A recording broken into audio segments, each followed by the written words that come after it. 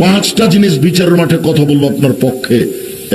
1 কোরআন, 2 সিয়াম রোজা, 3 কালো পাথর হাজরা আসদ হজ করতে গিয়ে যেটা চুমা দিয়েছে, 4 তাসবিহ তাহলিল জিকির আজকার আঙ্গুল, 5 যেসব বাচ্চা ছোট ছোট ছেলে মেয়ে যুবক হওয়ার আগে মারা গেছে, ওরাই এমন ঝগড়া লাগিয়ে দিবে আল্লাহর সাথে, আমার বাপকে আগে জান্নাতে দিতে হবে, তারপরে কোনো কথা না, তোমার বাপ জাহান্নাম না জান্নাতে। তাকার সময় এমন তুমুল ঝগড়া ঝগড়া করতে করতে করতে এক পর্যায়ে আল্লাহ বলবে, যা যা তোমার বাপকে নিয়ে যাও জান্নাতে, যা।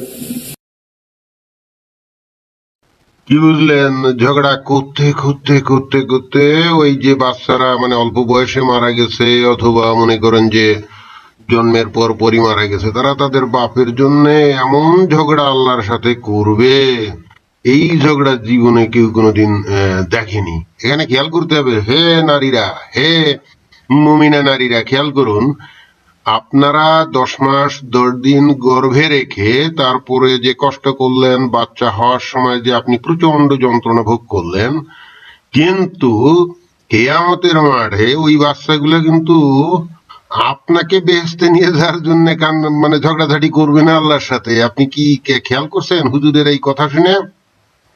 ভালো করে খেয়াল করুন, আপনি যে এত কষ্ট করলেন এটার কিন্তু কোনো মূল্য নাই। ওই যে তার পিতা, তাকে বেহেশতে নিয়ে যাওয়ার জন্যই বাচ্চারা আল্লাহর সাথে ঝগড়াঝাটি করবে, বুঝছেন? এর কারণ অবশ্য আছে। আপনার বেহেশতে কাম কি? আপনার স্বামী তো 72টা হুন নিয়ে ব্যস্ত থাকবে, সেখানে আপনার কামটা কি? সেখানে যদি অবশ্য একটা স্মার্টফোন আপনি পান, তাহলে ওইটা ভিডিও করা ছাড়া তো আর কোনো গতি নাই, অবশ্য করলেও কোনো লাভ নেই, কারণ ওটা দেখার কি আর কোনো লোক আছে নাকি দুনিয়ার মতো? কারণ ওই ব্যস্তে তো ওই হুরদের সাথে মাস্তি নিয়েই সবাই ব্যস্ত থাকবে, এখানে ওই কারো কোনো ওই ভিডিও দেখার টাইম সেখানে নাই। আল্লাহ নবী বলছে না, সহিহ হাদিসে বলছে না যে বেহেশতের অধিকাংশ অধিবাসী হলো নারী? তো ওটা কি আপনি বলছে নাকি? এইবার আসেন, আপনাদের বস্তুত কাম কি দুনিয়ায়? কাম হলো বাচ্চা পয়দা করা। 1 ডজন 1.5 ডজন 2 ডজন আপনি বাচ্চা পয়দা করবেন, তাহলে হবে না? আপনি খাঁটি মুমিনা কেন আপনার? এবং এটাই আপনার একমাত্র কাজ। আপনারা এখন এই যে স্কুলে যান, কলেজে যান, বিশ্ববিদ্যালয়ে যান, চাকরি বাকরি করেন, তারপরে বলেন পর্দা মেনে চাকরি করলে এইটা কোথায় নিষেধ আছে ইসলামে। ফাইলামি করেন, ফাইলামি করেন না। আপনি কি আব্দুল রাজ্জাক বিন ইউসুফের সাথে ইসলাম বেশি জানেন?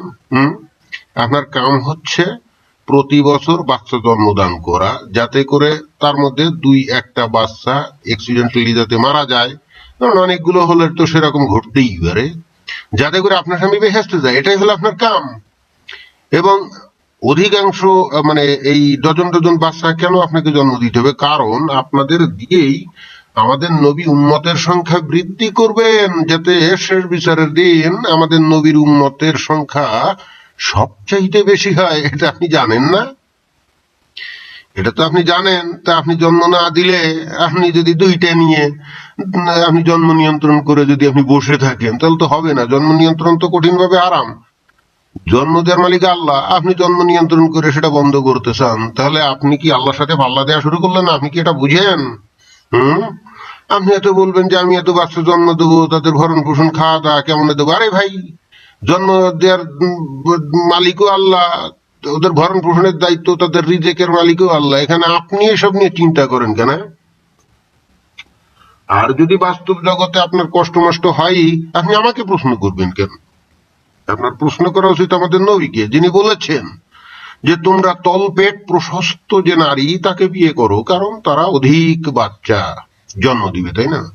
সেক্ষেত্রে আপনি আমাকে এই ধরনের প্রশ্ন জিজ্ঞেস করলে তো কোনো লাভ নেই। হ্যাঁ, নবীকে জিজ্ঞেস করতে হবে। আর নবী তো আর এখন নাই, তাহলে ওই হুজুরদের জিজ্ঞেস করতে হবে। তো হুজুরদের কাছে জিজ্ঞেস করলে আপনাকে দিবে ঝাড়ি, বলবে যে তোমার কাজ হলো তোমার স্বামীর মনোরঞ্জন করা, সে যখনই ডাকবে তখনই তার বিছানায় চলে যেতে হবে। যদি তুমি না যাও, মানে যে যদি রাত হয়, যদি তুমি না যাও, তাহলে ফেরেশতারা সারা রাত তোমাকে অভিশাপ বর্ষণ করবে, বুঝছেন?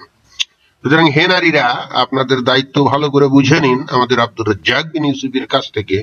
পরে অবশ্য বলেন না হুজুর তো আজে বাজে কথা বলছে, হুজুর আজে বাজে কথা বলছে, সে কোরআন হাদিসের থেকেই কথা বলছে, সারা জীবন ইসলাম অনুসরণ করে, ইসলাম পালন করে, ইসলাম নিয়ে গবেষণা করে, ইসলাম নিয়ে পড়াশোনা করে, ইসলাম প্রচার করে, এখন আপনি তার থেকে বেশি ইসলাম জানেন, তাই না?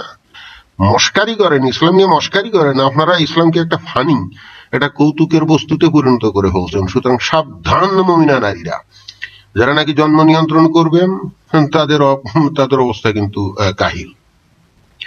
আরো একটা বিষয় এখানে বলবো যে কালো পাথর আপনাকে সাক্ষী দিবে, এটাও তো একটা ভালো জিনিস। অনেকে বলে যে কালো পাথরের কোনো গুণ নাই, অমুক নাই।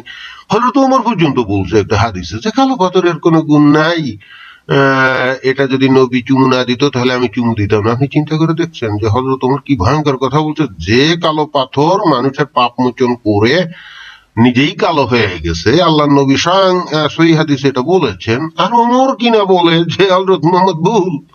হযরত মুহাম্মদ যদি ভুল হয় তাহলে বিষয়টা কি দাঁড়ালো? ওমর কি আর মুসলমান থাকে? কিন্তু তারপরেও তো দেখি মুমিন মুসলমান এসব জানার পরেও দেখি তাকে নিয়ে কত উল্লাস, কত উচ্ছ্বাস।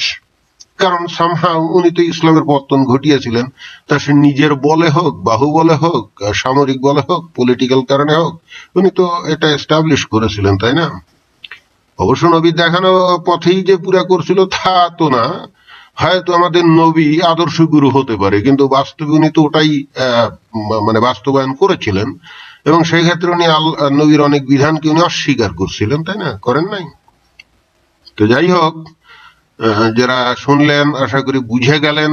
আপনাদের উচিত, যারা নাকি এখনো ইসলামে আছেন, এখনো নিজেকে মুসলমান দাবি করেন, তাদের উচিত বেশি বেশি বিয়ে করা, বেশি বেশি জন্মদান করা, যাতে করে দুই একটা মারা গেলে আপনি বেহেশতের রাস্তা আপনার সুগম হয়, এবং একই সঙ্গে যাতে কিয়ামতের মাঠে আমরা আমাদের নবীর উম্মতের সংখ্যা সবচাইতে বেশি নিয়ে সেখানে হাজির হতে পারি, আর তাহলেই মুক্তি। সুতরাং সাবধান মুমিনগণ, কোন রকম ইত্রামি, কোন রকম বাদরামি, কোন রকম ভুয়া, কোন রকম বিকৃত, কোন রকম রসালো, কোন রকম মন গড়া ব্যাখ্যা কিন্তু এখানে চলবে না।